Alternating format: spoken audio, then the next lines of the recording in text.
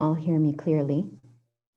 My name is Dr. Maimoonah Alkhalil, and I am happy to be presenting a presentation today, a workshop on APA formatting.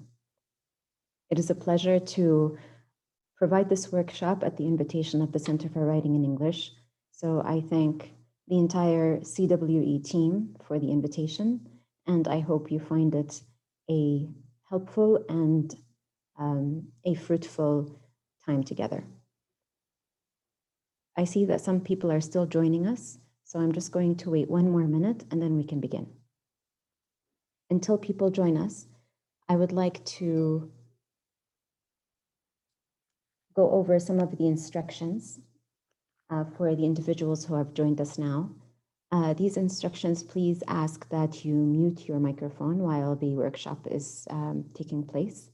I'd also like you to ask any questions in the chat box, and I will either take them on as they come in or save them to the very end, depending on the flow of the content. So if it's timely, I might address it immediately, and if it's outside of what we're talking about, I might address it at the very end. But by all means, write the questions right away as they come to you, and inshallah, we'll get to all of them. Please include your full name, and that's going to help with the certificates. The certificates will be provided based on the time limits that are shown here, and they will be sent to you by email, as I understand from the organizers. There's also a poll at the end that we would like for you to please fill in, because that helps us do better workshops in the future. So within a few seconds, we will begin.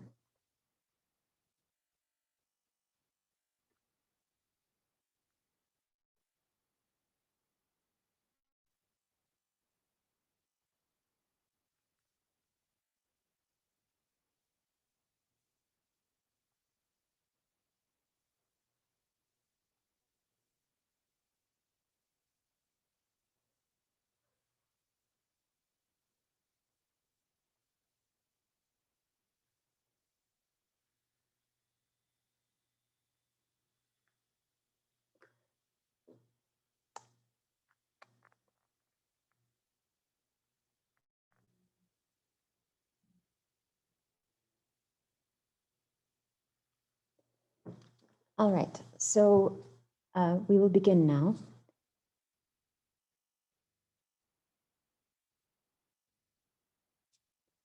I titled this presentation APA Formatting. I know the title on the workshop said APA Style, but style is a very, very, very big topic. And I decided that since we only have 2 hours together, and perhaps if I go through the material quickly, we might have less than that. I thought I would focus on what students and researchers often ask about. And so I tried to make that what we will spend most time on. And if there are any questions, this is where you should go. Today, everything I am presenting to you is coming from specific chapters in the 7th edition of the publication manual of the American Psychological Association. This is a book that should be on your desk. It should be very well used. You should know exactly which chapter to jump to. It's not a book meant for you to read from cover to cover. It's meant as exactly what it is, a manual for you to simply open to the table of contents, look for what you're looking for. Maybe you are about to insert a figure. Just jump straight ahead to figures and look at what figures are supposed to look like and read the instructions that are particular to figures. Maybe you want to include a table.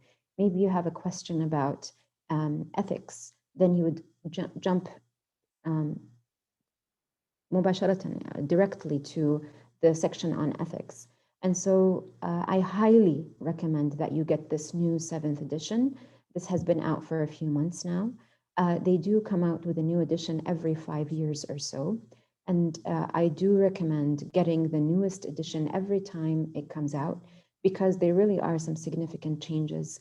I remember reading my first APA manual when I was a graduate student, and I noticed some major changes in the 7th edition now, many years later. So this is the book you should be using. Today's workshop is just taking snapshots and a quick summary from this book, but this is the reference that you should have. Every graduate student should have it. Every researcher should have it who is planning to publish in APA journals. It is very easy and very simple to follow. It has a ton of details, as I will show you in the upcoming slides, and it really should just be your friend, this publication manual. Now, they do make a more shorter version of it. It's like a quick reference version. That version is just as good. There is an ebook now available. It's not very expensive. I think it was about $40 or so. I got the full copy. And I was able to get it here in Saudi by ordering it online. So it's quite accessible, and it is very, very helpful, and it is a must for anybody who is conducting research. Okay, I'm hearing people saying, can I make my voice louder? I hope you can hear me well now, and I will do my best to make my voice louder. Thank you. All right, so what do I mean by APA guidelines? Basically, they are guidelines for clear and precise scholarly communication. And I want to emphasize the word scholarly, because this is the way scholars are supposed to write. And when you are writing as a scholar, you are planning to share your knowledge, which means you're planning to publish. And so this is mainly a guide for authors to help them achieve excellence in writing. Now, APA guidelines are meant for specific fields. You might know of other style guidelines like MLA from the Modern Language Association, and the literature fields usually use that. However, I'm a linguist, and so we use APA, psychology, nursing, social work, communications, education, business and engineering. They all use the APA guidelines. And so several disciplines share in this, which is why I think there was great interest in this workshop today. So it is specific to specific fields and disciplines, so make sure that your discipline requires APA before getting any further into its details. Why is it important to use APA style? You need to present your ideas in a clear and concise and organized manner. It has to be concise. Nobody's going to sit there reading pages after pages. Only maybe your thesis supervisor is willing to do that. The general public and other scholars are not willing to go through too much text. And therefore, you have to be able to say what you want to say clearly, concisely, and in an organized way. When we all, as researchers, write in a uniform manner, in one consistent way, our readers are going to be able to focus on our ideas. They're not going to be distracted by different formatting. I format one way and you format another way. I like colors, you like bold and big font. Another person likes a lot of space. Another person likes very little space. And so the readers are just going to be too distracted by format, and they're not going to pick up on the value of the content.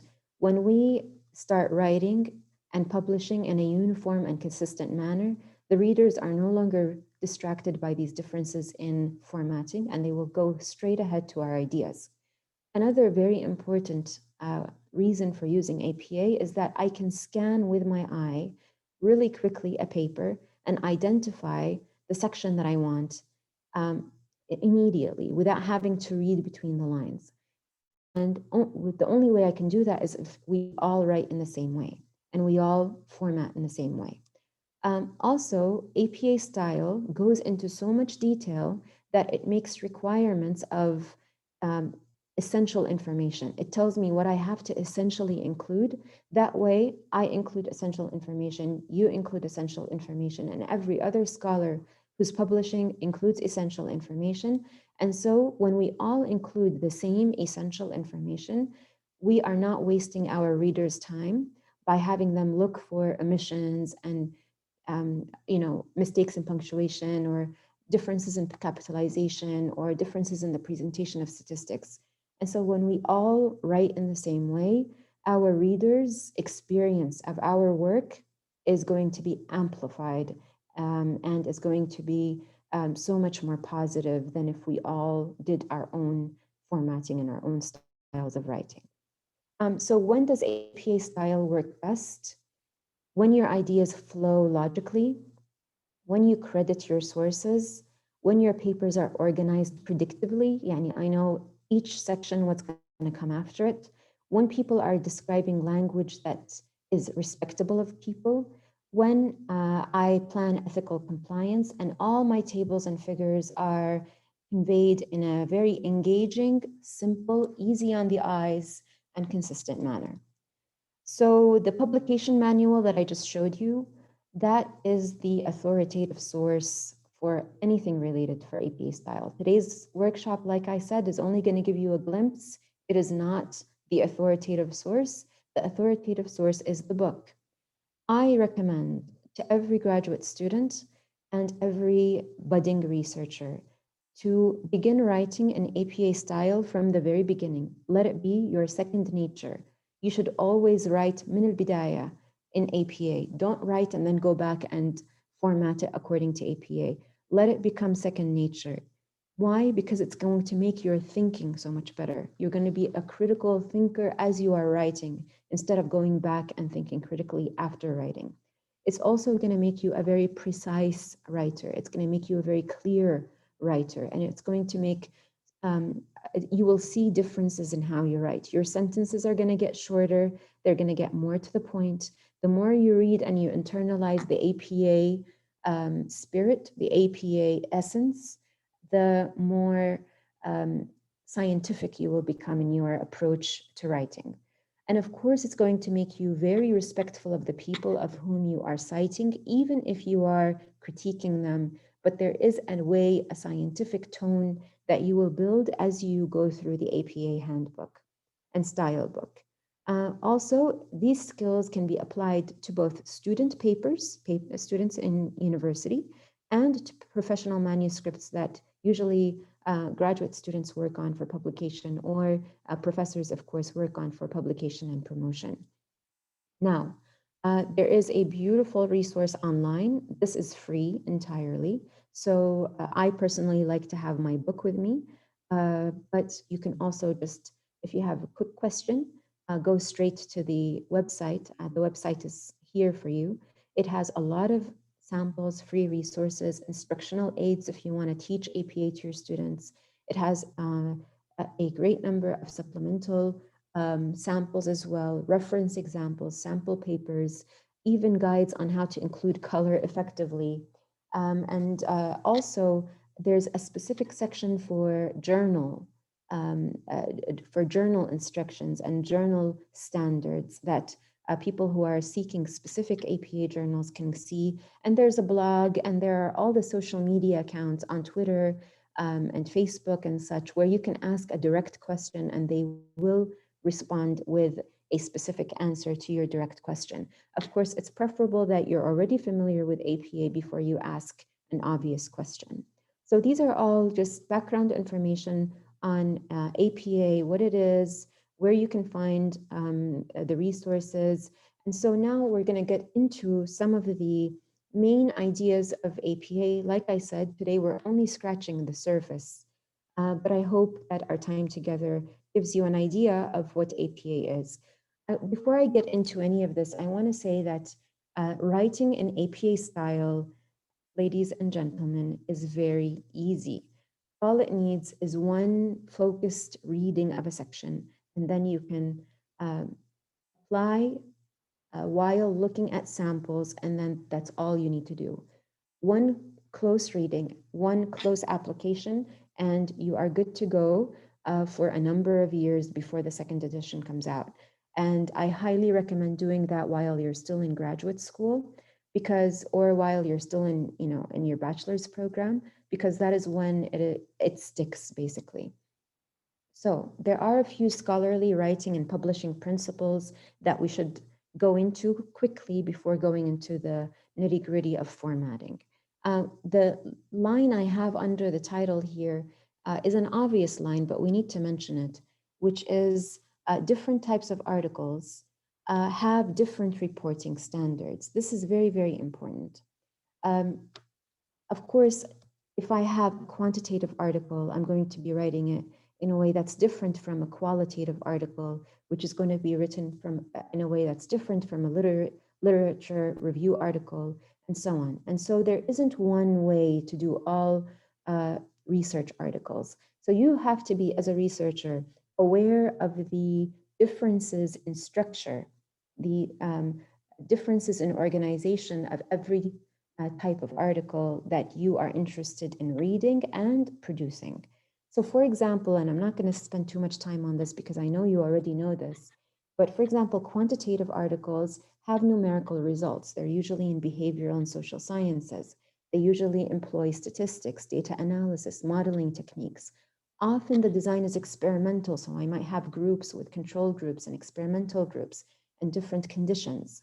And also, just like I know the content, I should also know the format. The format, I already, if somebody tells me quantitative article, I'm already going to visualize the article without looking at it. I'm almost sure I'm going to find an introduction section, a methods section, a results section, and a discussion section. I might find more sections, but I'm definitely going to find these 4 sections. And so this immediate familiarity with the structure, that's exactly what we need to know as researchers. Of course, that structure is going to be different if I go into the qualitative article. In the qualitative article, it's usually about the human experience, about social processes, usually language, observations. My way of analysis is an iterative process. I self-correct as I go. I work on case studies. I have to give a lot of examples and illustrations. I need to be very careful about the confidentiality of the participants, specifically if I have a case study. Usually it's organized in terms of themes or chronological order. Notice that I'm not seeing results here or method or introduction or discussion. It's going to have like a first person style of questions and methods and findings, but I'm going to name the headings differently depending on my context. So if somebody tells me qualitative study, I'm instantly going to think case study, a specific problem, a longitudinal study, a study that takes a long time and follows a specific group of people, and so, or a community or an organization. And so instantly I have a different idea of the shape and appearance of the paper. And that's what we mean by style. Every single type of article has a different style and a different structure and a different appearance. Other types of papers, and I'm not going to go into detail, I'm just going to list them here. Mixed methods article that has methods from the qualitative and methods from the quantitative. A replication article is going to have a very, very specific structure. Meta-analyses, whether it's quantitative or qualitative, is going to have its own structure. A meta-analysis, of course, you may know, is a paper that tries to come up with the conclusion of a number of papers in a specific topic. And it has inclusion criteria and exclusion criteria and very specific conditions. And so that immediately, when I think meta-analysis, I can visualize what it's going to look like. The literature review is going to look differently from the theoretical article, which is going to look differently from methodological article. And those are going to look differently from a student paper in a bachelor's program, which may not have a single heading, or a dissertation for a PhD student, which is different looking from a thesis for an MA student. And so the whole point of this little exercise is just to remind you that there isn't one structure for research papers. There are types of research papers, and every type has its own structure. And if we want to call ourselves researchers, we should be familiar with the structure and the appearance and the formatting of these types of papers. Of course, there are the ethical and legal and professional standards in publishing. Of course, that goes without saying, but I'm just going to go through them really quickly. If you have any questions about the accuracy of your scientific findings, there's a section in the APA style book on that. If you have questions about protecting the rights and welfare of participants, you can check the conditions on that. Even protecting the intellectual property. There's a document called APA Ethics Code. It came out in 2017. It's very important if you're going to be conducting research where you actually collect information from participants to at least go through and read that document and ethics code. We need to make sure we are fully reporting, not only selectively reporting what we want. We also need to accurately report. We cannot tamper with the numbers. If I happen to make an error in my calculation, or I need to make a correction after publication, or I need to retract the entire publication, there is also a section on that in the book, and it tells you what to do, how to contact the publisher, what to say. It tells you whether, if it's just a change in number, like the calculation, and it doesn't change the result, then there's one, there are procedures for that. If it does change the result, then there is another procedure for that. And basically, you need to make a decision on whether to make a correction or a retraction. Also, data, should I retain it, not share it, or should I share it? There are ethical concerns here that you need to pay attention to. What are the indications on, for example, publication of the data? Can I duplicate? Can I publish in one place and then take the same study and publish it in another article? Of course, that is against APA ethics code. And can I take one project and cut it up into 3 or 4 papers? You need to read that section on piecemeal publication. In some cases, it is acceptable, but in most cases, it is not. Even plagiarism, of course, we know plagiarism is not acceptable in academia at all.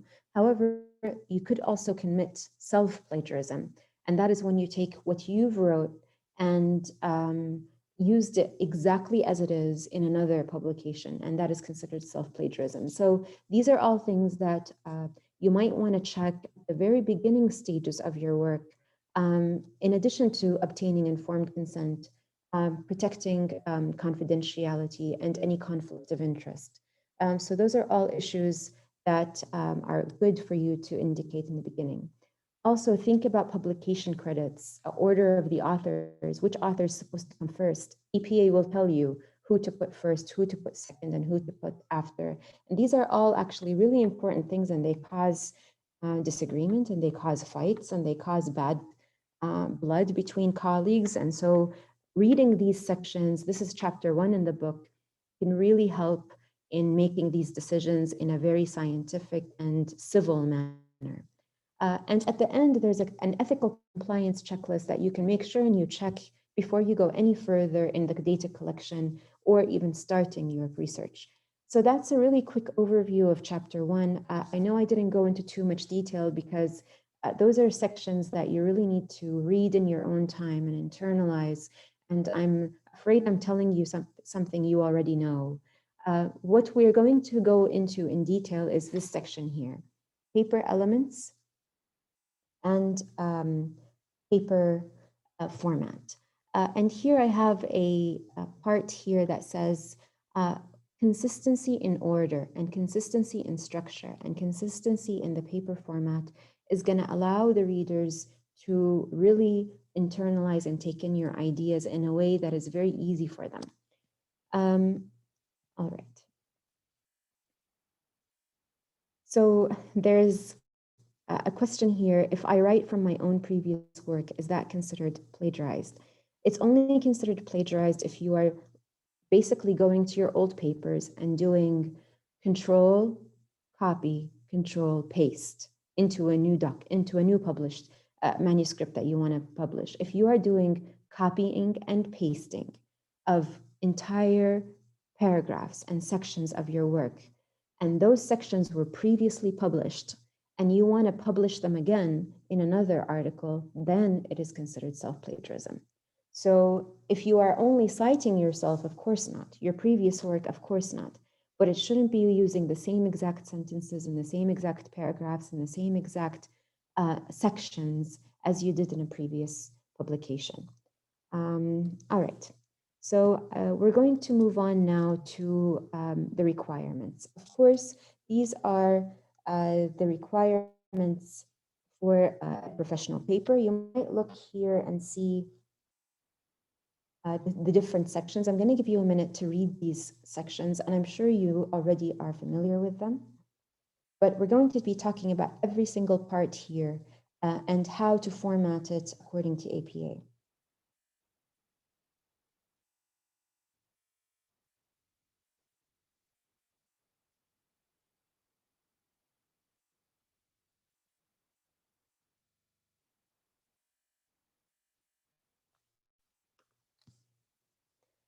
Okay, so I see a question here.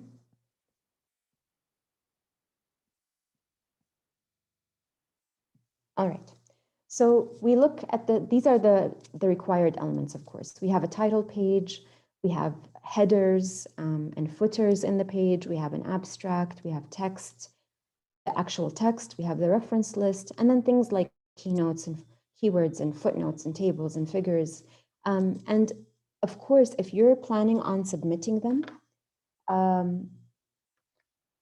you need to check with the journal's instructions. If you're planning to submit to an instructor in class, you need to check with the instructor's guidelines. These are general guidelines according to APA. Now, this is what an APA formatted title page looks like. You might notice the running head in the top. You'll notice the page number also in the top right corner. The paper title is bold. You'll see the authors, the affiliations, the author note. Those are all, this is basically what an APA style formatted cover page looks like. We're going to go into detail in every section here and talk about how the specifics of every section. Now, a student paper would not require a running head. These requirements are for a professional paper that is going to a journal. A student paper is a little less complex. We do need a title page, of course. We do need a page numbers and the text and the reference list, but usually we don't need an abstract unless it's asked by the instructor. And usually we don't need title running heads. And so there are some parts that we don't really require of students, but they are required of professionals who are planning to publish. And so if you look here, this is a student's paper. You'll notice it's a lot simpler. We don't have the author's note at the bottom. We have course information, instructor information, due dates, and things like that. But we're still including the author, of course, and the affiliation as if they were professional. So it's a little more simple for the student, but essentially it's the same format. Now, let's talk about the title. The title needs to be simple. It needs to be concise because they found that simple and concise titles get higher downloads and are cited more often. So keep that in mind when you're writing your title. Make sure your title is not too long, it's not too complex, and it basically summarizes the main idea of the paper. And if you can make it engaging for the readers, that would be great as well. You need to keep it concise and focused. So just the main topic, just the main variables or the theoretical issues, and the relationship between those variables. Try to include keywords because that's going to help in the index. Avoid words that have no purpose. Don't put in the word method or results or study of or experiment of or investigation of. Those are all unnecessary words and they just make the title longer. Also, avoid abbreviations in the title. Spell out everything in the title. It's better that way and it's more understood when people are searching for your work in a database. So look at these titles here. You have an effective title column on the left, an ineffective title in the middle, and here you have the reason for why we consider it ineffective. Is it better to have a short title? So I'm going to cautiously say yes. And when I say cautiously say yes, look at the first one here. It's a shorter title and compare. Effect of depression on the decision to join a clinical trial. This is shorter than a study of the effect of depression on the decision to join a clinical trial. Here, we just took out a study and we made it more direct and took out the unnecessary words. And this صارت رشيقة, يعني it's just lighter and more to the point. And so here, shorter is better. Look at the second one. Here, it's longer, but better. Why and when hierarchy impacts team effectiveness, a meta-analytic integration. Here, we're more specific. That's why it's longer, but it's better that way because we're more specific, as opposed to us just saying hierarchy and team effectiveness. Hierarchy and team effectiveness doesn't tell me what I'm talking about. It's not telling me the type of study. Here, I included the type of study. It's going to be a meta-analysis. And so that is going to be very attractive to my readers. And so I should include it in the title. So in this case, shorter is not better. And look at the last one. Here also shorter is not better. So closing your eyes to follow your heart, avoiding information to protect a strong intuitive preference. Here, it's better than when you go into give more information and you make it more scientific. It's better than saying closing your eyes to follow your heart, because that sounds more like a title of a novel than it is a study. And so here I'm balancing it with a more substantive subtitle. And in this case, it's better. Okay, so let me see some. Shorty is better. Well, catchy is good, but again, remember, you are. I'm responding to some of the comments in the chat here. Remember that you are speaking to an informed audience. Remember that you are speaking to colleagues in your field, and so it's better to be very direct, very precise, and only include what would make your main area, your main topic clear to your reader. Is it acceptable to write sentence like academic writing? No, it's titles are not sentences. Titles should be what exactly that, a title, not a full sentence. Just the most important parts of your topic. Like I said, main idea, main variables, relationship between those variables. That's it. Keep it at those three. Now let's talk about formatting.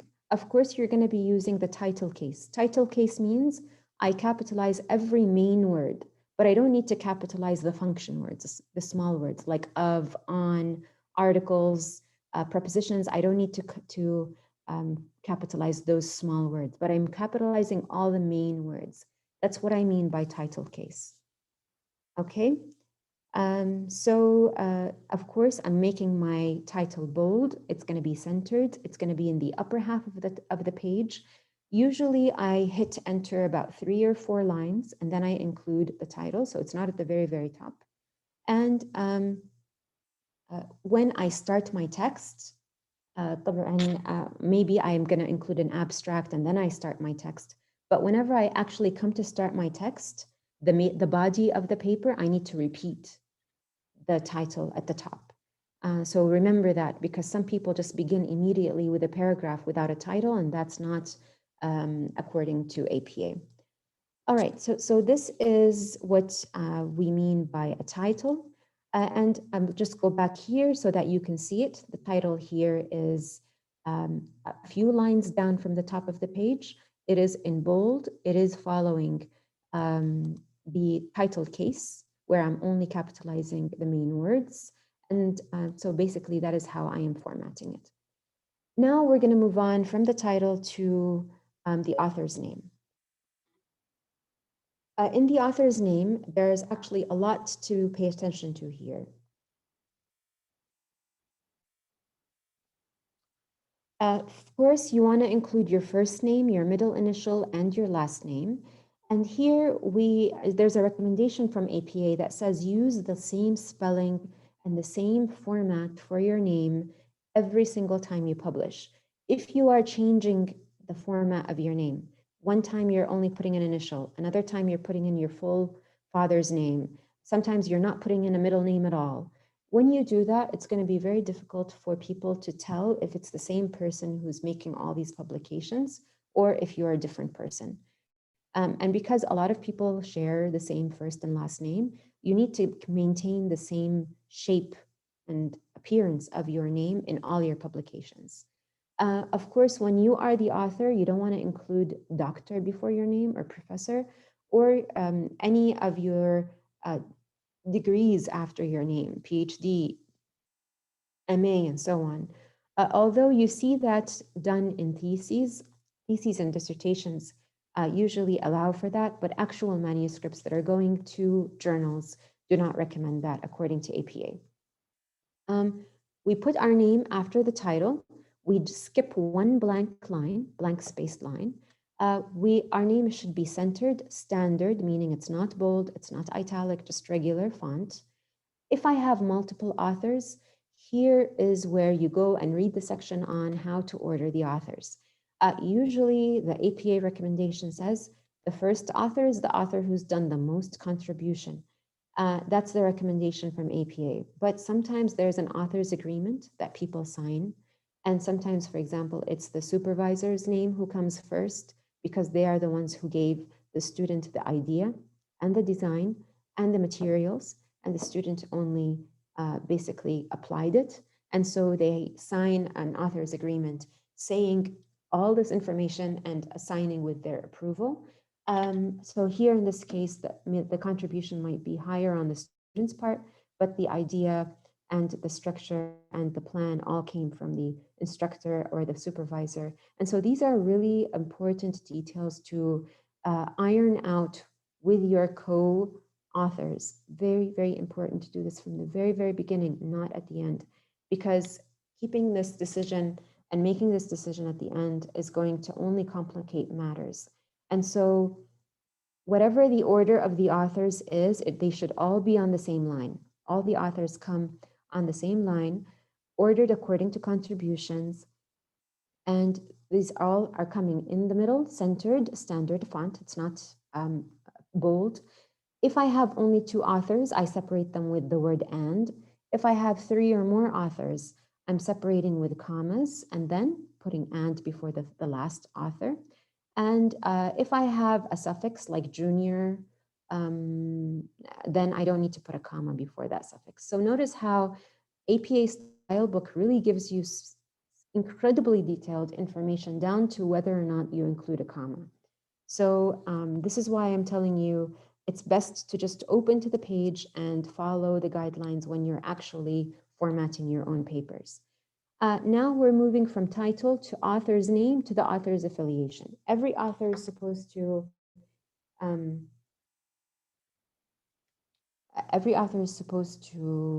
make sure that they're including their affiliation where they are working.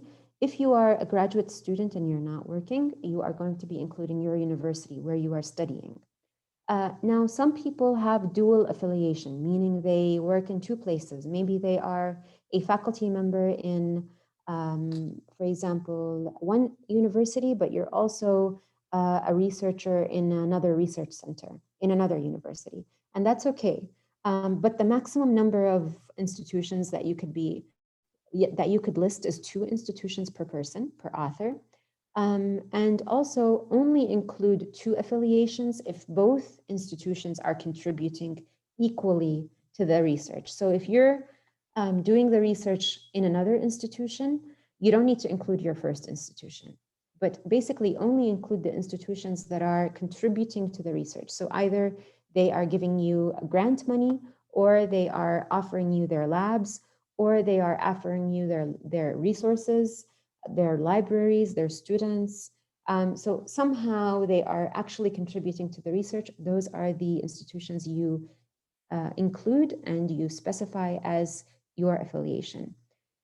If your affiliation changed, of course, we all know that it takes a long time for a paper to go from manuscript to published online or in a print journal. And so it might take a year, 2 years. Because it takes such a long time, the affiliation I wrote in the beginning might have changed by the time it gets published. And so if my affiliation changes, then include the affiliation that you had while you were working on the project. So while you were working on the project, where were you? If you were a student, mention your university. If you're a faculty member, mention the university that provided you support for that paper, for that work. If you are now at a new university or in a new research center, you can mention all of that, but in the author's note, not as part of the author affiliation. All right.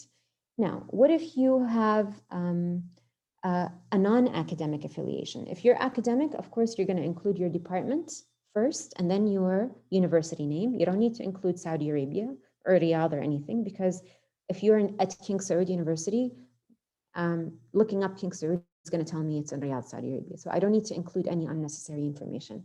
The name of the university is enough if you are academic. So department and university, if you are an academic and in an academic setting. If you are in a non-academic setting and you have a non-academic affiliation, here you need to include your department, your institution, and the location, and you're separating them by commas.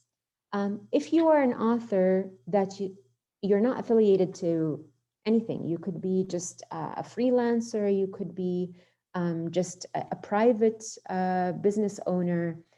Here, you can just include your name and the location. And in the location, you're putting city, state, province, country. So you're putting all the information for the location. This is if you have a non-academic or an academic affiliation. You don't have any affiliation whatsoever, then you need to include the full location information. Do not use abbreviations like KSA, for example, for Kingdom of Saudi Arabia. Use the full name. So here is a table in the APA handbook that gives you samples. And this is what I really love about APA. It really, it basically shows you more than tells you. So although all of this is written out in really long paragraphs, and you can read them in minute detail, it also shows you the differences in tables and samples. So here you'll look at an example of one author, one affiliation, author at the top, affiliation at the bottom. Of course, the author and affiliation are never on the same line. They're separated. One author, two affiliations. This is if you are in two places at once. And so you'll see that you have the department or the college or the school, and then the comma, and then the university. And like we said, we don't need to mention location if we have the university name. However, look at the third one author, but no institutional affiliation. So here we put the full location, the full name at the top, and then the full location under it. If we have two authors who are in the same place, same department, same university, then I'm going to put their names together on the same line, separated by and we put their affiliation at the bottom. Also, if I have two authors and different affiliations, then I'm going to be using the superscript number, and I will match the number to the affiliation, and every affiliation is going to be on a separate line. If I have three or more authors with a shared affiliation, then I only mention the one shared affiliation. If they have different affiliations, then I will still use the superscript numbers, and so on. And so these are just nice for you to see, and in this table form, you will see the formatting instructions on the right. Every affiliation is on a new line. It's always in the center, standard font, no bond, no, it's not bold or italicized. Different affiliations are in different lines. We don't put a space or blank lines in between affiliations. And I use the superscript number to match every name with their affiliation. I hope this is clear. And this is another essential information for the title page. And notice we are still in the title page. Now we move on to the bottom section of the title page, and this is the author's note. Remember, all of these instructions are for professionals who are planning on submitting to an APA journal. This author note is not required of students who are going to be submitting to their instructors. So in the author's note, usually we arrange this in separate paragraphs. The first paragraph, we put the ORCID ID, the name, the ORCID ID symbol, and the full URL of your page on ORCID or your account on ORCID.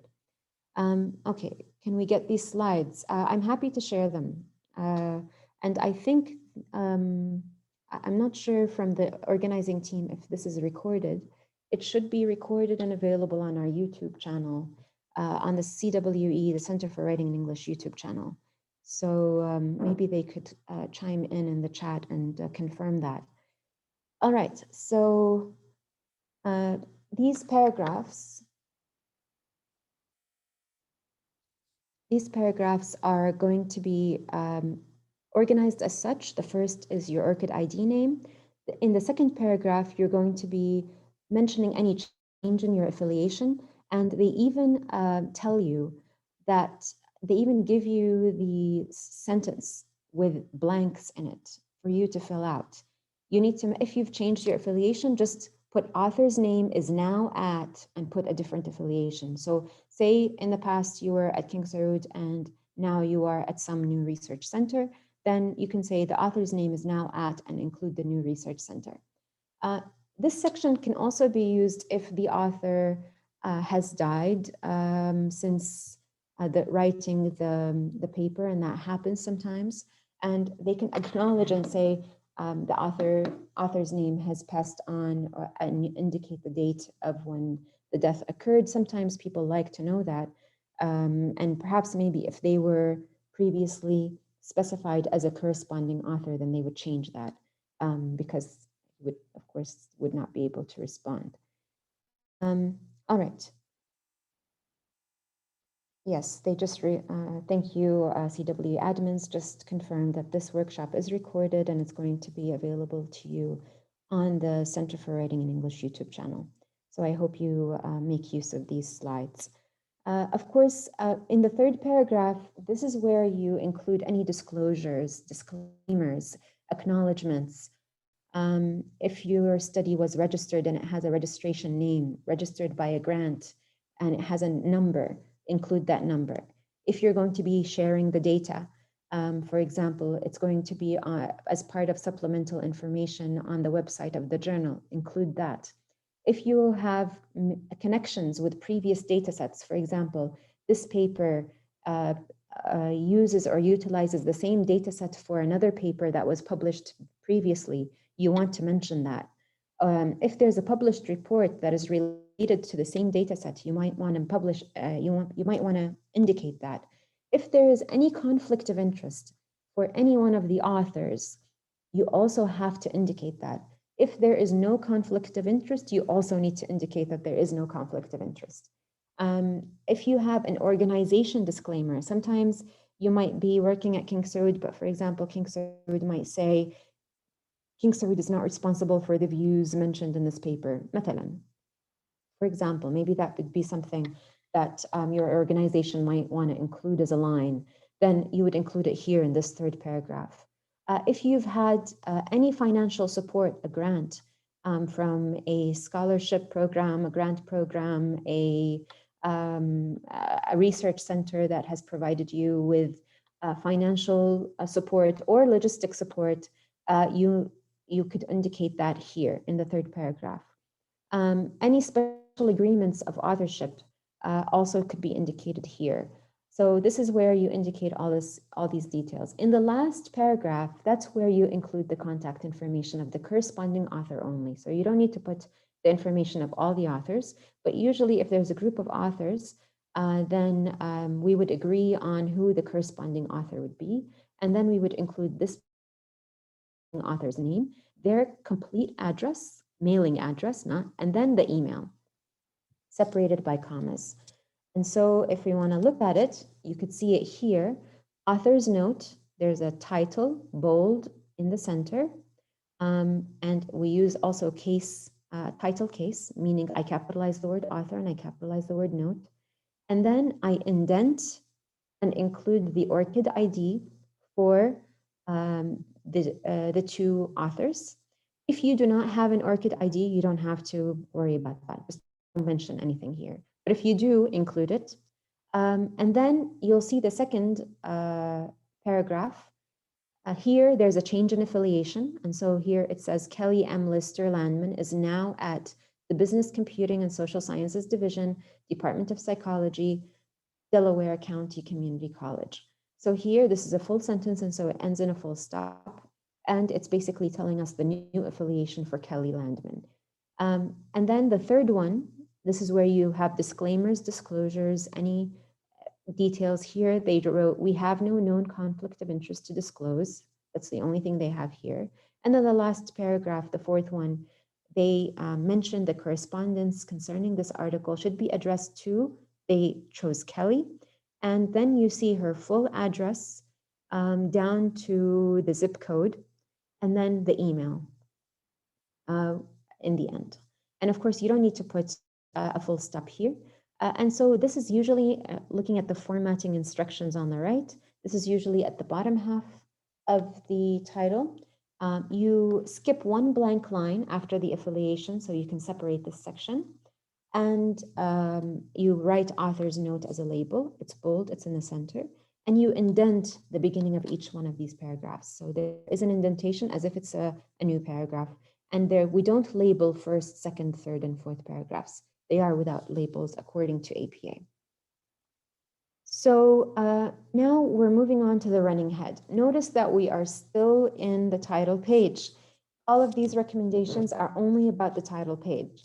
The running head is something that we see in all caps, the top left header, top left corner of the header. What a running head is, it's an abbreviated version of the paper title. So you saw just now, titles can be a bit long. And so we could use an abbreviated version of that paper title and we want it to be a one-liner. You don't want a double line paper title because the whole point of having that running head is to have a shorter version. It appears at the top of every page in the manuscript. It's there, even the title. And it's required for publication. It's not really required of students. And I'm always surprised when I see it in student papers. It's really unnecessary for students. It's required for publication because if this is a publication in a journal and somebody's quickly going through the journal, they could just look at the running head and understand and pick up the titles of the different articles in this journal. That's the whole point of it. And so we write it so that we don't leave it to the publisher to come up with an abbreviated version of our title. And so use this running head to give the publisher صيغة, basically, a way to abbreviate your title. Now, one important information here that I really want to share, and I hope you internalize, is you don't need to use the same words as the title. And I noticed that a lot of researchers don't want to change the words in the title. I know it took a long time to come up with the words in the title, but you can, if you really want to make an abbreviated version, you don't need to stick to the same words. Look at this example here. The actual title is Restless Nights, Sleep Latency Increases and Sleep Quality Decreases with Caffeine Intake. Okay, so if the running head, if you're going to be using the same increases and decreases and talk about quality and latency and caffeine, it's going to be longer than one corner of a page. And so to have it just fit neatly in the left corner of the page, you can just say caffeine-induced reductions in sleep efficiency. Notice that induced is a new word, reductions is a new word, efficiency is a new word, but it essentially basically is the same idea. So the format here, basically, it's in the page header. It's not part of the document text space. It's in the header. So you need to double click on your header to be able to include it there. It's in the left corner. Flush left means at the very, very left. All caps. So you're hitting the caps lock when you're writing your running head. You're typing your running head. And it's immediately across from the page number, which is right aligned. So the page number in APA is always in the right corner at the top, in the right corner of the header. And in the left corner of the header, you will have your running head. It appears on all the pages, including the title page. And please, please, please don't include the label running head. That's unnecessary. Just have the running head itself, the abbreviated title itself there, and that would be sufficient. So here's a look at the title page one more time. We took a look at it before going through all the details, and now we're looking at it again once we had discussed the details. So you'll see the running head there on the top left. You'll see the page number on the top right. You will see how we had gone down, hit enter 3 or 4 times from the top of the page, and then included my title case, bold, centered, and then I skip a line, and then I include the names of all the authors. They are authors from different affiliations, 4 authors, and so I'm separating them by commas. Oh, sorry, 3 authors, and I'm separating them by commas. I'm putting the word and before the third author. But the third author has 2 affiliations. And so I have 4 affiliations, and I'm matching each author with their affiliation. I'm including the department and the university in these affiliations. And then I'm skipping a little bit of lines, 2 or 3 lines, and I'm including the author note. It's a section, and so it's bold and it's title case and it's centered. And then I have 4 paragraphs here. The first paragraph is the ORCID information of 2 of the 3 authors. The third author must not have an ORCID account, so that's okay. And then I'm including the change of affiliation in the second paragraph, and then I'm including the no conflict information in the third paragraph and the contact information in the last paragraph. And that completes the title page. And so you'll notice we've spent around 20 minutes discussing only the title page for professionals who are planning to submit a journal and to submit an article to an APA journal. Okay, so once I'm done with my title page, the next page that should appear if you're a professional approaching a journal is the abstract page. Now, again, this is not required for student papers unless it's requested by instructors. So I teach at the undergraduate level. I require abstracts from my graduate students, but I don't require them from my undergrads, except if they're working on their final graduation project. I do require it for the graduation project. So every instructor has their own requirements. Every instructor should ideally be providing their students with guidelines for every assignment. And so in that guideline, you would be specifying whether you're going to require an abstract or not. If you are a professional approaching a journal, you absolutely have to have an abstract. Each abstract has reporting standards depending on the journal. So the journals, if you already know the journal you are going to approach, there will be a section on what they want in the abstract. However, there are some general guidelines, which are no more than 250 words. Journals, of course, differ here. Some journals allow a little more, some journals allow less. You do need to give the abstract its own page, and the abstract does need its own label in the center, bold, title case, and at the top of the page. Now, there are 2 ways to 2 formats for the abstract, depending on your specific discipline. If you're more in the sciences, it might be a structured format. If you're more in the languages, like we are in linguistics, it's going to be a single paragraph. And remember, you're not indenting here. In the abstract, there is no indentation. You start from the very beginning, from flush left, and write your paragraph. Even if it's a structured format, again, you don't have any indentation. And if you have labels, you're inserting those labels like objectives, method, results, conclusion. You're inserting those labels according to the guidelines prescribed by your journal. So that's the abstract. Usually at the end, at the bottom of the abstract, I hit enter once, I skip a line, and then I include the keywords. Now, the keywords are very helpful, especially if you're planning to publish your work.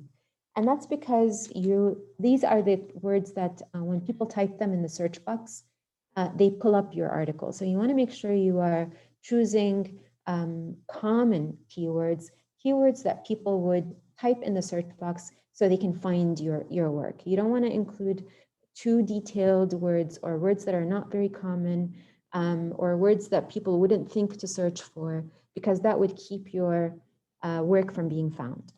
And so these are words and phrases and acronyms that are mostly used in your paper, that are very important to your paper and that come up a lot in your paper. And like I said, they're used for indexing databases and for searching. And usually don't include more than 5 keywords. Between 3 and 5 is the range. Again, this is not required for student papers unless the instructor requests it. Now, the format here is you put a label, keywords, and this label is in italics. So it's not bold like the abstract. It's not centered like the abstract. It's a keyword. It's in italics below the abstract, but it's indented. So it comes as if it's a beginning of a paragraph. Immediately following keywords, and then I put a colon, 2 dots on top of each other, and then I include the keywords in lowercase. I'm not capitalizing any of them unless they are proper nouns, and I separate them by commas. And if I need to flow onto the second line, it's okay. I'm not, but of course the second line is non-indented, and I don't put a period at the end because remember, this is just a list, it's not a full sentence. I hope I'm not going too fast for you, ladies and gentlemen, but I would like to, I realize that we're already through half of our time. So here is what an abstract would look like. You can see the running head at the top left of the header and the page number at the top right of the header. That's going to appear on every page. And then you'll see the abstract label at the very top, bold, centered. And you notice that the abstract is not indented. It starts from the very beginning of the line. And then under it immediately, I indent, I italicize the label keywords, I put colon, and then without capitalizing, I include the keywords, which are college teaching, comma, student evaluations of teaching, comma, online administration, comma, response rate, comma, assessment, no full stop at the end. And so basically that's what your abstract should look like. Now that I've had my title page and I've had my abstract page, I can go into the text, the actual text, the main body of what I want to say, the article basically. And that's my main contribution to the literature as an author. Now, the organization of the text depends on the paper type. Remember the first part of this workshop, we talked about the paper type and how qualitative appearance and format and structure is going to be different from the quantitative and so on. And so the organization is going to depend on the paper type. Usually it begins, the text body will begin with an introduction. And in this introduction, some people call it literature review, some people call it introduction. Whatever label you give it, it's going to be about the importance of the work, significance basically. It's going to contextualize the work within the existing literature, and it's going to state the aim of the work. So all of this comes at the very beginning, and then you will have sections. These sections are going to explain the main premise of the paper. These sections might be titled method, results, discussion, findings, depending on the type of paper you have. These are not set subsections. They're just common sections.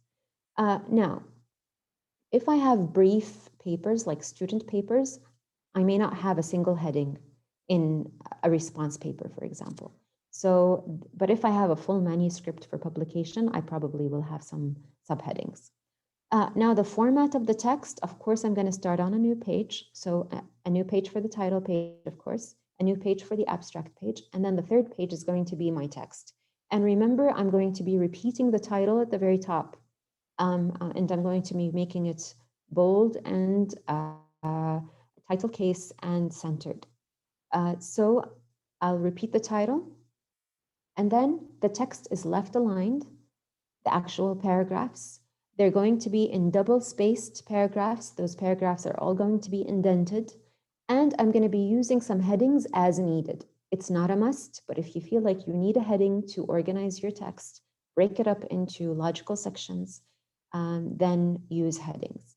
Remember to not start a new page or add any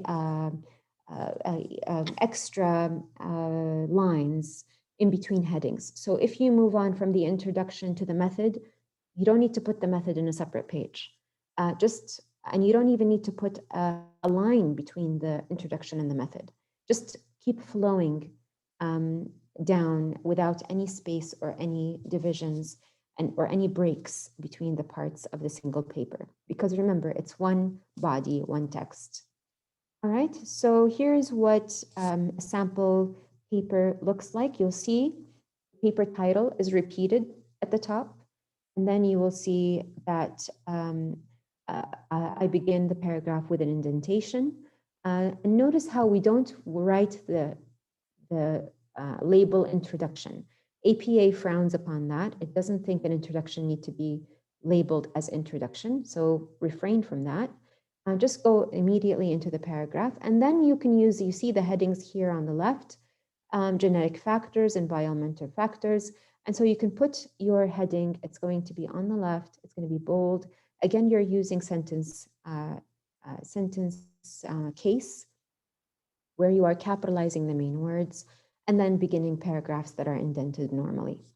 And this is probably a sample of a student paper because we don't see the running head. All right. So abstract is prior, comes before the text. Is that what you mean? Yes. First the title page, and then the abstract page, and then you begin your text. So, okay, good. So that answers your question. All right. Moving on, once I'm done with all of my text, and I wrote the entire article, so after that, no need for the title in the intro. Okay, so I'm afraid I don't understand that, that question. Are you saying that there's no need to put the title?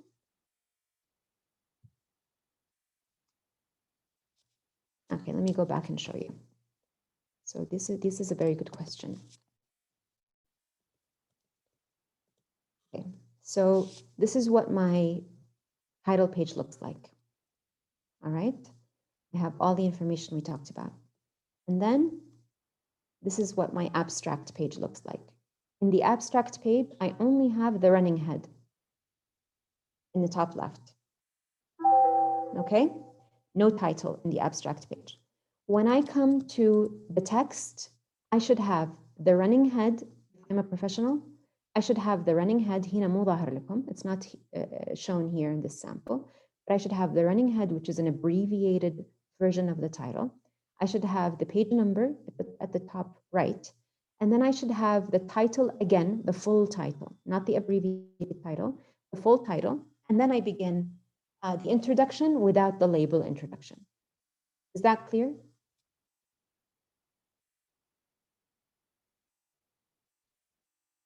Okay, I hope, all right, very good. I'm glad that's clear now. So moving on, after I'm done with my entire article, I wrote the introduction, the method, the discussion, the results. I'm done with it. I wrote my conclusion. Now I need to include my reference list.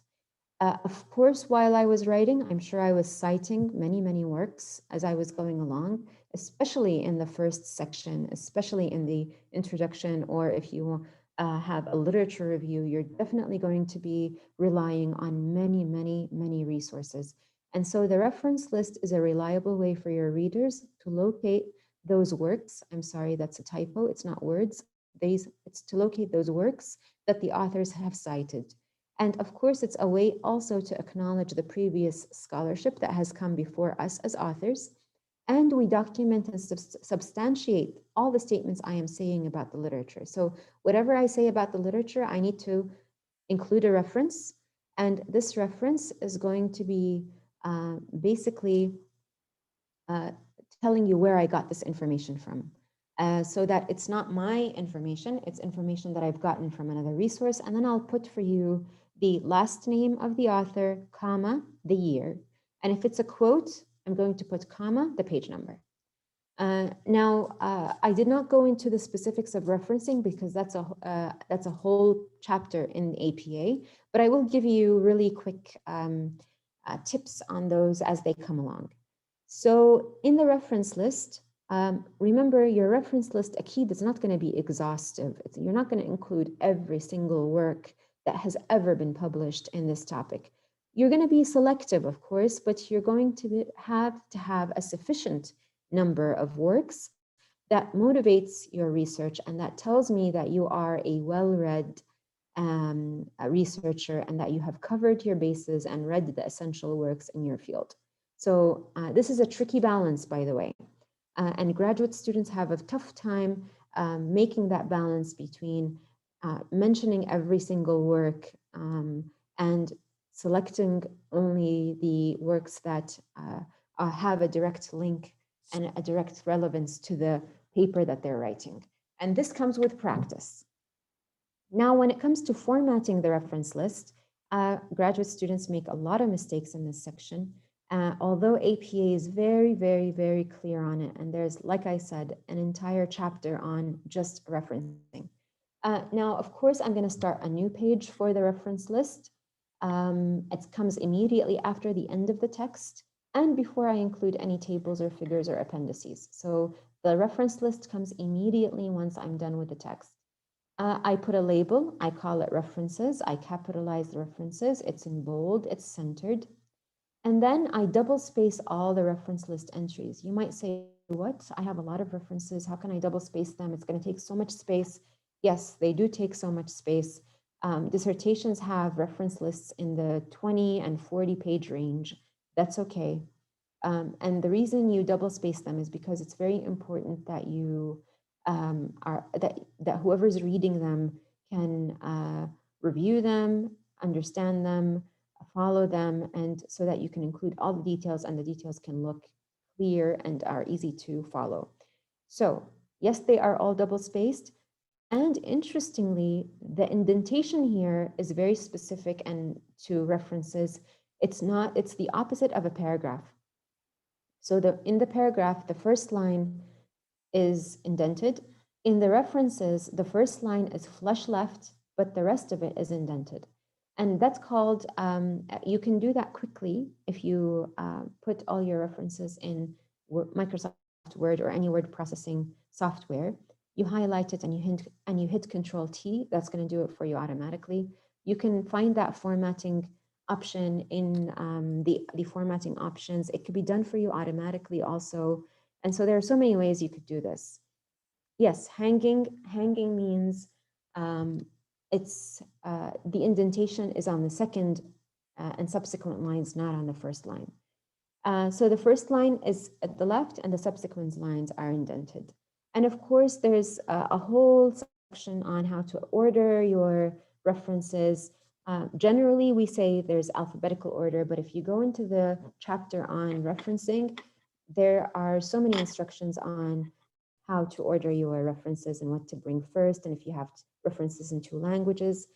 A lot of, I'll show you now an example of a hanging indentation. Just one second.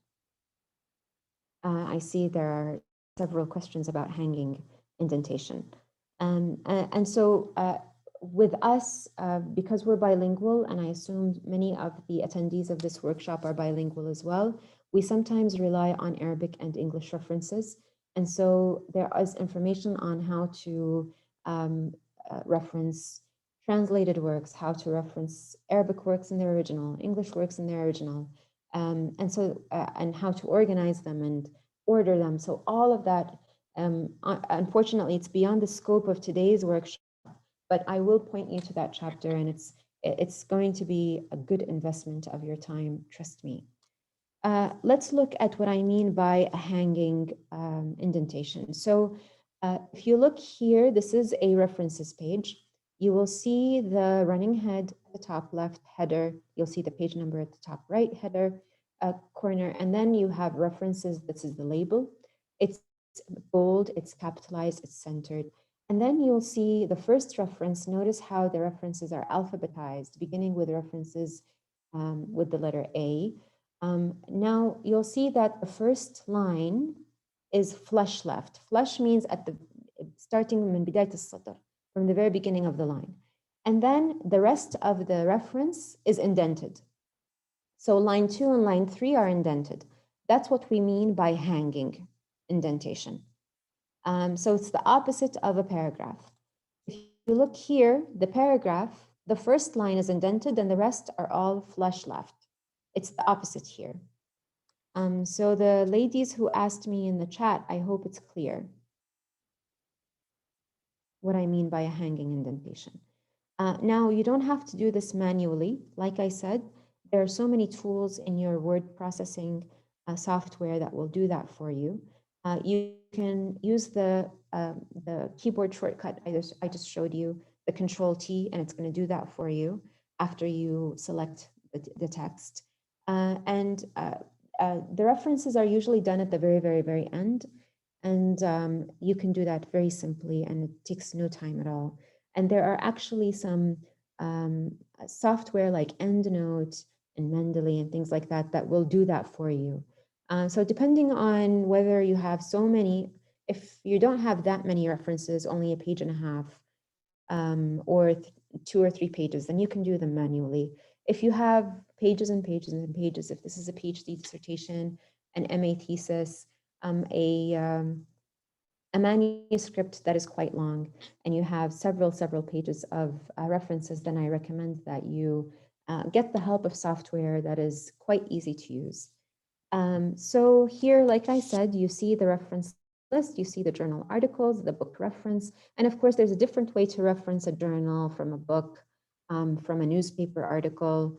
There are even like letters that you can distinguish publications that are coming out in the same year. So Boyson, for example, if you look at the highlighted 2015A, that's because Boyson has 2 publications in 2015.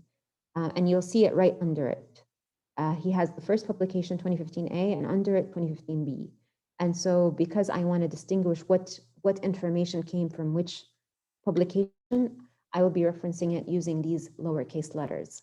And you'll see also there are URLs and links to some of the references that are digital, and you'll see that some of the paper references don't have links.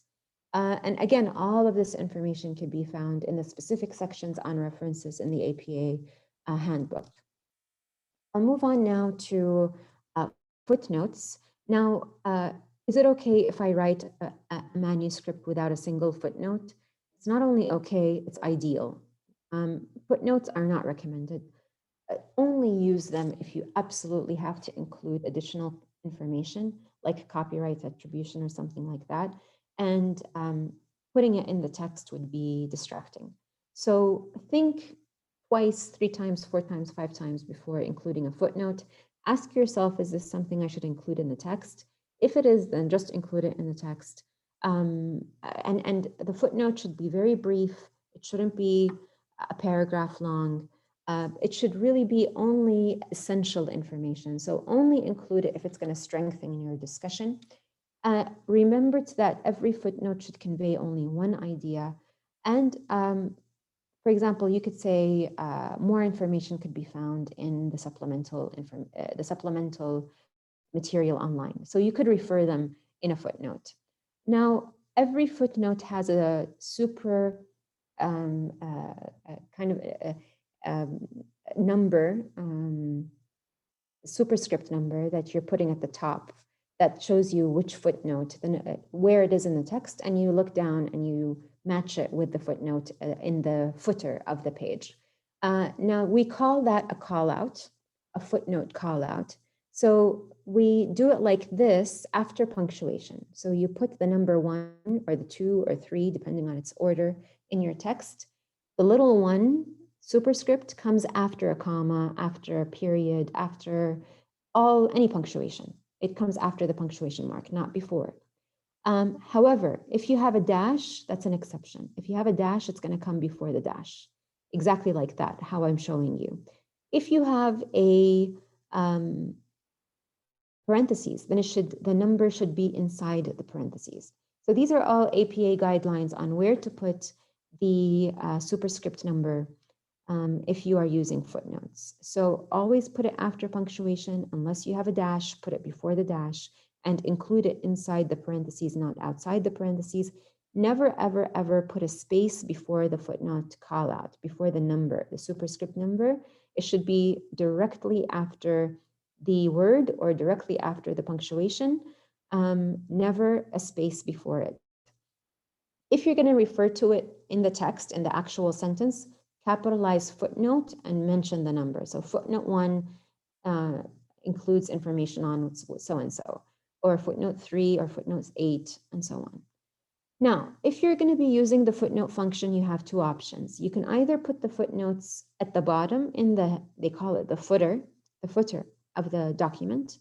So just like you have a header, you have a footer. So it could either go in the footer, or it could go at the end of the document. And if you are going using your word processor, there are two options when you come to insert a footnote. And please, please do not insert footnotes manually. You are supposed to use the function in your word processor for inserting a footnote, and it's going to take you there directly, and it's going to format for you. So make life easier for you and use the functions that are already in your word processor. So when you enter them, if you're going to put them in the bottom, then you're going to see the number repeated in the bottom, and you're going to be writing it as a paragraph in paragraph form. So you're going to be indenting and then writing, and the second footnote will be indented and then writing it as paragraph form. That's if it's at the bottom of the page. If you choose the option that it comes at the end of the document, so once you're done, at the end of the document, then the footnotes are going to come after the references. Remember, we said the references come directly after your text. And then after the references, there's going to be, you need to write a section. You need to label it footnotes, make it bold, make it centered, top of the page. It comes after the references. You're going to be double spacing these footnotes. Now, the ones in the footer at the bottom, those are not going to be double spaced, of course, because there's no room. But if they're going to be a separate section at the end of the document, then you can double space them. And you will be including the numbers of the superscript, and you will be writing them in paragraph form. So look at the examples here. Here you're going to see highlighted in yellow the footnote call out. So here you see the first one, number 1, is after the full stop. Remember, we said we include them after the punctuation. And you see number 2 as well is after the full stop. And then you will see number C note foot 1. This is, I'm including it in the sentence, in the text. And so footnote, I label it, I capitalize it because I'm referring to a footnote. And then if you look at the very bottom of the page, you'll see a line. And that line, you're not making that line manually. When you choose the option to insert a footnote in your word processor, it's going to make that line for you automatically. And it's going to put the number for you automatically. All you have to do is just type the content of the footnote. You see in the footnote here, because it's the footer, it's not double spaced, and it's going to be indented. The indentation is going to come automatically. You don't have to do it. But if it doesn't do it for any reason, you can indent it manually and so on. And so basically that's how it's going to look if the footer is at the bottom of the page. If it's at the end of the document, I don't believe I have a sample for you, but if it's at the end of the document, it's going to have its own page. Like we said, it's going to have its own label, footnotes. It's going to be bold. It's going to be capitalized and centered. And then we'll have the numbered superscripts and in paragraph form, exactly like it is at the bottom, except it's going to be double spaced and in the middle of the page instead of in the footer of the page. I hope I'm making myself clear and not going too fast. I want to move on now to the appendices. Now, when does every article have to have appendices? The answer is no. Not every article has to have appendices, but some articles really need appendices. They really require appendices. And what are appendices? Basically, they're material that I used in my research that supplements the content of the paper. So in the paper itself, I'm not going to include all the interview questions that I used with my participants. But somebody who wants to replicate my study might need those interview questions, might need to look at them, evaluate them, understand them, maybe critique them, maybe there's a mistake in them. And so I have to share those interview questions. If I used a questionnaire, I should be sharing that questionnaire. If I used a specific research protocol, I should be sharing that protocol. If I had specific instructions for my participants, I should be sharing those instructions. Now, all of that is not, I mean, I can't fit all of that information into the text of my article, but I can include them as appendices. And so with appendices, if I'm using a questionnaire, I need to make sure I make my copyright attributions properly, and there's a section in the book on that. And also, appendices should be brief. They shouldn't be too long. And you'll notice that you can have appendices and you can have supplemental material. Now, supplemental material are for the really long stuff. for the pages and pages and pages of extra information. That cannot be an appendix. An appendix should be short and brief, maximum 2 to 3 pages. Even 3 pages would be considered long. So 1 to 2 pages is considered brief enough to be an appendix. If it's any longer, then I can include it as part of the supplemental information, which usually, or the supplemental material, which usually can be found on the journal website. So there's going to be a link to it in my paper, and it's going to take them straight to that website, and they're going to find all the additional material that I used in my research, but is too long to include in the appendices. So remember that don't only include in the appendices things that are brief. So I'm going to include all my stimulus materials, any tests, any quizzes, any pictures that I used, any instructions, scales, descriptions of equipment, demographic information. Sometimes I have a lot of really detailed information about my participants that there wasn't enough room to include in the actual text that I'm going to move in the appendix. Sometimes there are tables that I could just offering a lot more details that I don't really need in the text, but I can include in the appendix. Maybe figures that give, again, more details that I didn't need to include in the text, but could be super useful to researchers in the appendix. So those I could put as appendices. Now the singular, if I only have one, I'll call it appendix. If it's many, I'm going to call them appendices, and I'm going to label each appendix, Appendix A, Appendix B, Appendix C, and so on. And I will give every appendix a title. So Appendix A might be a background questionnaire. Appendix B might be, for example, a motivation questionnaire or interview questions. I have to give a label and a title. The label is on one line and the title is on a separate line. Both of them need to be bold, centered, title case, and on separate lines. And the details of the names of the title of each appendix should tell me what this appendix is. I should know from the title exactly what it is, so I don't waste time looking at the appendix if it's not what I'm looking for. Now, if you're going to be using figures as appendices and tables as appendices, go to the section on that in the book, and it's going to tell you exactly how to title the figure and exactly how to title the table, because you need to use the same letter. So you can use a table A1 if it's in Appendix A, table B3 if it's in Appendix 3, and so on. So there are details on even how to name the figure and the table in the appendices. Like I said, APA is just wonderful in terms of all the details that it provides when it comes to formatting and what to include and naming and labeling. It tells you even where to put it on the page and even the size. Now, this is what I'm talking about here with the supplemental material.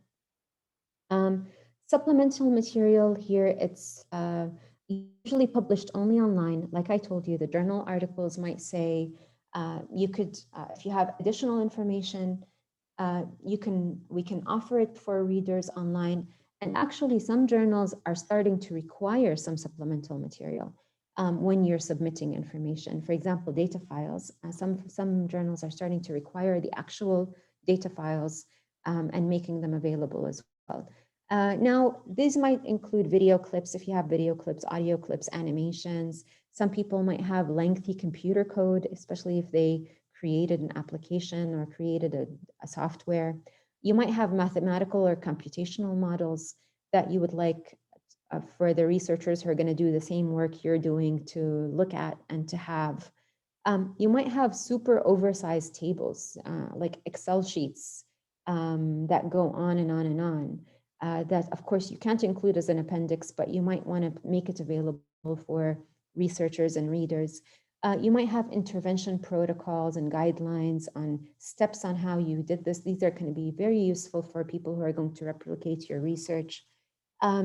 You might have colored figures and other images, pictures and such that you don't really need to include in the text, but might be helpful, especially on how the lab was set up, where you had the students, the pictures of well, not the actual students, of course, but setup and organization and flow charts and things like that. You might have some printable templates and worksheets and tests and that are quite long that you can include also here as supplemental materials. So those are all optional that you could provide to the journal. They're not going to be part of your research, but you can refer to them in the text. So you can say, for a copy of the data files, check supplemental materials. And so you can refer to them in the text, but they're not going to be part of your actual paper. Now, we talked about format a lot as part of different sections of the title page and abstract and so on. But why is it important? Why are we talking about what goes in the header, what's on the right, what's on the left, what's in the center, what's bold? Why are we going into so much detail that we're even telling you whether to put a full stop or not? Whether to put a superscript number before a punctuation point or after. You might say this is just too much and it's ridiculous and it's such a waste of time and what's the point? The point is here, mentioned for you. Physical appearance of the paper either enhances the paper or detracts from the paper. If you want to appear as professional, if you want to be taken seriously as a researcher, familiarity with APA style is going to say a lot about you. Sloppy work, on the other hand, is going to make whoever is reading your work, whether it's an instructor or a journal editor, it's going to make them question the author's expertise. It's going to make them question the author's attention to detail. So if they are not paying attention to format and detail and punctuation and numbers and titles and subheadings, then why would I trust this author with the content? And why would I trust them with accurate numbers in the tables? And why would I trust them with accurate representation of figures? And why would I trust them with accurate interpretation of the results? So it calls the whole integrity of the author into question because, like it or not, format and appearance are part and parcel of your work. So your work is not content alone, it's content and presentation. And you might say content is more important. Some people might agree with you, but presentation is important. Maybe not as important, but it is still important. And it does reflect on the content. And so because you have put so much work into the content, you do not want to retract and detract from the content by doing sloppy formatting. And so that is something that could easily be done once you've done the hard work. Take a day or two, familiarize yourself with the formatting. You've already taken this workshop, so you have one idea, you have some idea of what we mean when we say APA formatting. As you have seen, it's not too difficult. It's just double checking, looking at samples and making sure your work matches the samples that you're looking at. You don't even have to read the paragraphs. Looking at the samples alone is going to tell you exactly what to do. Reading the paragraphs is going to help you make decisions in things that don't have samples. So another very important point is the last point here. The whole reason APA style came out is actually to help the publishers, the journal publishers, in formatting the work to prepare it for print publishing. Because they could typeset it. And I'm sure anybody who's gone through publication knows typesetting is when they take your Word document or whatever software you use and put it into their own templates, their own typeset for the journal, so that that's what it's going to look like when it's printed in the journal or published in the journal. The typeset for journals are built to recognize APA formatting. So if your journal submission is formatted according to APA, that typeset is going to be smooth. It's the transformation from the Word document to the typeset document specific to the journal is going to be smooth, and everything is going to transfer accurately. All the punctuation points are going to transfer smoothly. All the superscript numbers are going to transfer smoothly. You're not going to have too many changes. If you do not do that, if you do not format according to APA, you might get your paper sent back to you with the comment format according to APA and resend. And now when that happens, that's going to set you back time-wise because all of us want to publish as soon as possible. And there's already enough delays in publishing. You do not want to delay yourself more by having a paper finally get to the reviewers and then having the reviewers send it back and say, format according to APA. So that's a waste of time. It's either that, and if they ask you to reformat, they're being very nice because a lot of journals just reject on that basis as well. I don't have figures on who does what and how much, but I've heard of rejections based on non-conformity with the formatting requirements of the journal. I see a question in the chat on how to decide what to put in the appendix, footnotes, or supplemental information section. Very good question. So I kind of touched on that in every section. Footnotes is a really quick 1 to 2 lines essential information. 1 to 2 lines essential information. Appendix is a page or two, a figure or two, a table or two that gives additional important information. But it's not too long. Anything longer than that would go into the supplemental information section. I hope that is clear and answers your question, Al-Anud. Okay, so basically this is why format is important. So again, it's not too difficult, it's not hard.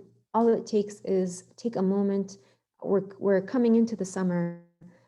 Summer is a good time to get the book. If you already have the book, to really spend time with the book, engage the book and understand and internalize the guidelines. There's a question here from Noura that says, citation. If I'm citing a work for a whole paragraph, should I cite the same citation after each sentence, or is it acceptable to clarify in the beginning of the paragraph and cite it at the last sentence? Excellent, excellent question. Of course, my 2 hours today are up in 20 minutes, so I did not go into the details of referencing, but I can answer your specific question right now. Now, if the entire paragraph is about a section, is about a single article, there are 2 ways to cite a single article in APA. You have within text citation, and you have parenthetical citation. So let's assume that we are referencing the work, this is Noura, so let's assume that Noura published something in 2021, okay? So I am writing for you in the chat. Okay, this is going to be, if I can direct your attention to the chat, I just wrote for you, Al-Fahd 2021 conducted a study on so-and-so. Okay, this is going to be my topic sentence for the paragraph. If the whole paragraph is going to be about the study, I'm going to start with the author, Al-Fahd, and then between parentheses 2021, conducted a study on, and I will tell what the topic of the study is, and I will give you a little bit of background information on the study, and then all the statements that you were going to put a reference at the end of them, you don't need to put references anymore. خلاص هذا يكفي. Either the whole paragraph is about this one study, okay, mention the study within the context, within the text. It's called a within text citation. It's an essential part of the sentence, and I only need to refer to it once. So all my references, it's going to be back to this study because the topic sentence of this paragraph is the study. Now, if I'm only mentioning a result from Al-Fahd 2021 to support a main idea, then after I mention the sentence that contains the result, then I will include as a parenthetical reference, and I'm going to write it for you here in the chat, Al-Fahd 2021.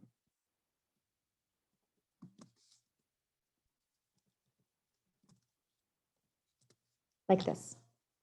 So, and that's going to come at the very end, right before the full stop, at the very end of my sentence, right before the full stop. Here, because it's just one result from the study, and I'm using it to support or substantiate or build an agreement, build an argument, sorry, for a point or an idea or a concept, then only at the end of that sentence will I include the parenthetical reference. Noor, I hope I answered your question there. Okay, well, when it comes to professors, remember I included in several slides here, follow APA or instructor guidelines. Now, if you have instructor guidelines, follow your instructor's guidelines. Simple as that, okay? All right, so APA accepts it. However, again, like I said, if your main audience is going to be your instructor, by all means, definitely, it goes without saying that you're going to be following your instructor's guidelines. Okay, so we have about 15 minutes left, and I have a few more slides to get through. So here, I'm just recapping the things I've already told you about. So what are the order of pages? We talked about the title page comes first. We talked about the abstract page comes second. We talked about the entire text of your article comes third. And then your references come fourth. And then after the references, I start a new page with footnotes if I have any. And then if I have tables that I separated, then I can include a separate section and a new page for tables. And I can include a separate section and a new page for figures. And notice how, remember how I told you have two options with the footnotes? You can either put them in the footer or you can put them at the end of the document. You have the same option with tables. You can put tables within the text after you mention them in the text, or you can put them at the very end with a separate section for them. Figures are the same thing. You can put them right under where you mention them in the text, insert the figure, insert the table, or you could group them all together at the very end of your manuscript. There isn't one way better than the other. It's personal preferences here, and APA allows for both. And APA is going to show you how to format the titles and how to format the notes for both. So it's not a big deal at all. And then at the very, very end, you're going to have your appendices. Okay, so these are just the order of pages. The page header, we went through it a lot in a lot of our samples. Of course, all the pages are going to contain the page number, even the title page. And the page number is going to be at the right corner, top right, and the running head is going to be at the top left. Now the font. This is a common question. What fonts should we use? APA accepts all the fonts that are considered sans serif. So sans serif has a bunch of fonts. The Calibri is one of them. The Arial is one of them. The Lucinda Sans Unicode is one of them.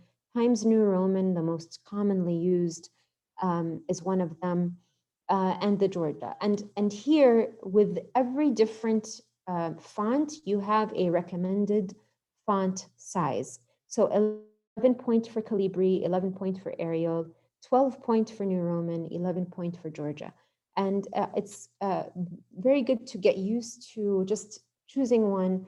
I know a lot of students just stick with the Times New Roman. In all of my guidelines for my students, I ask them to use 12 points Times New Roman. So whatever one you use, just the most important thing is just be consistent. Whichever font you use throughout the document. Whichever size you use throughout the document. Of course, if you are submitting to a journal, you need to check with the publisher. They might have their own specific font specifications. If you are submitting to an instructor, you need to check with their guidelines and follow their specifications. Like I said, the most important thing is use the same font throughout the paper. Use the same size throughout the paper. We have some exceptions, which are figures. مثلا, you can go between the sizes of 8. You can go as small as 8 inside figures. Computer code, you can go as small as 10. The footnote, go as small as 10, but not smaller. So here we have some restrictions on how small I can go. Of course, that makes sense because you want to make sure you are legible and that all the text is clear for whoever is reading. Line spacing, double space the entire paper. And I know a lot of people don't like doing that because it makes the manuscript super long. It's okay, let a manuscript be super long. If it's going to make it easier for the publisher to typeset your article, so be it. If it's going to make it easier for your instructor to grade your article, so be it. So double space the entire paper, including the title page, the abstract, the text, the headings, even block quotations, reference lists, tables, figure notes, appendices, everything should be double spaced. Now, we do have some exceptions. There are parts in the title page that could be not double spaced, especially if it's going to make, because you don't want to have a 2-page title page. Sometimes if you have too much information, especially in the author's note, you may not have to double space the author's note. So in the title page with the non-essential information, I might remove the double spacing condition. If I have a table, the table inside the table, if double spacing it is going to be too much, then I don't need to double space the table. Also the figure, I could not double space inside a table and inside a figure. The footnotes, as I mentioned earlier, we don't double space the footnotes. And if I have any equations, mathematical equations, then those, I need to double space those even more. Instead of double, I triple or quadruple space with the equations so that they're clear. So here in this case, I might need more space, not less space. I'm going to stop here and allow a few minutes. I'm sorry, it's only 10 minutes for questions and answers, but I tried to answer questions as they came along because I knew we would be hard pressed for time. This is the organization of the headers. And this is where a lot of students get super lost and think this is why APA has a bad rep, basically. They think that all these level headings are so confusing. They're really not. They're not confusing at all. And so here, basically, don't concern yourselves with level 1, level 2, level 3, level 4, and level 5. Basically, we have a main title, the paper title, and you see at the top. And that main title, we said, is in the center. It's bold. It's title case. And we know that by now. And then my first heading is going to be a level 2 because that was my level 1. The title is level 1. My first heading is going to be level 2. Level 2 means my first subheading. Okay, that's it. So here I'm going to include, so level 2 is going to be, for example, literature review is a level 2 heading. Method is a level 2 heading. Results is a level 2 heading. Main, these are main headings. Okay, now if within my method, I have subheadings within my heading. For example, under method, I have participants, I have instruments, I have data analysis, I have, for example, coding, subheadings under my heading. Here, that's going to be considered a level 3.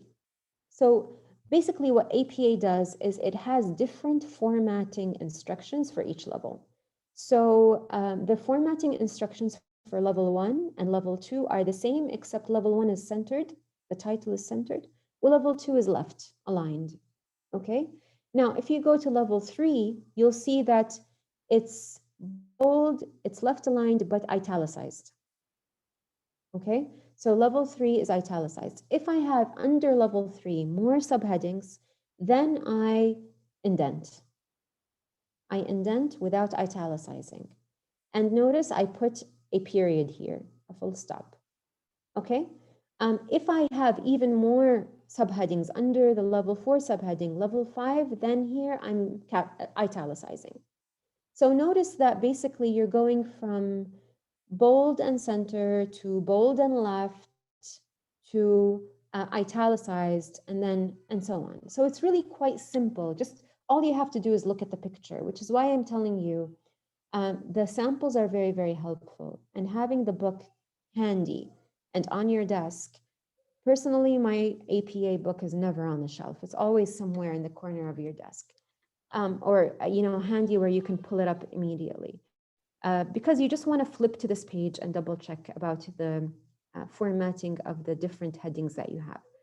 A lot of papers don't really go into so much subheadings. Usually you stop by subheading by level 3, maybe 4 at most. But that basically that's what we mean by organization and level 1 and level 2. So that's all I had prepared for today. We do have 6 minutes if you'd like to ask any questions, either in the chat or by unmuting your mic and speaking directly. So I'm all ears. I see something